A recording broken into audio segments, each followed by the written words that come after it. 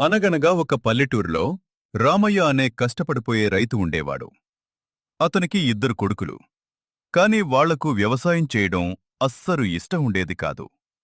ఎప్పుడూ కష్టపడకుండా సులువుగా డబ్బులు సంపాదించడం ఎలా అని ఆలోచిస్తూ సోమరిపోతుల్లా తిరిగేవారు. రామయ్య వయసు పైబడటంతో ఒకరోజు కొడుకులను పిలిచి, నాన్నలారా, నేను మన పొలంలో ఎక్కడో ఒకచోట పూర్వీకులు దాచిన బంగారు నాణేల లంకెబిందెను పాతిపెట్టాను. నాకు ఇప్పుడు ఓపిక లేదు. మీరు వెళ్లి దాన్ని తవ్వి తీసుకోండి అని చెప్పాడు. అంతే, మరుసటి రోజునుంచే పొలానికి పరిగెత్తారు. నిధి కోసం పొలం మొత్తాన్ని ఒక్క అంగుళం కూడా వదలకుండా ఎంతో లోతుగా తవ్వేశారు. కాని ఎంత వెతికినా ఎక్కడా లంకెబిందె దొరకలేదు.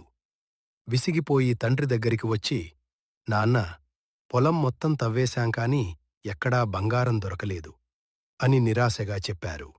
అప్పుడు రామయ్య నవ్వి, పర్లేదు నాన్నా, ఎలాగూ పొలం మొత్తం బాగా తవ్వారు కదా, ఇప్పుడు వర్షాలు పడుతున్నాయి, కాస్త విత్తనాలు చల్లండి అన్నాడు.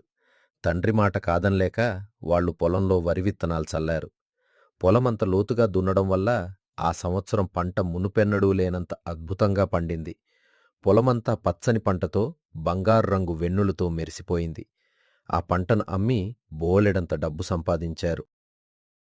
అప్పుడు రామయ్య కొడుకులను పిలిచి, చూశారా, మీరు కష్టపడి తవ్వినందుకే మట్టి ఇంత గొప్ప పంటనిచ్చింది.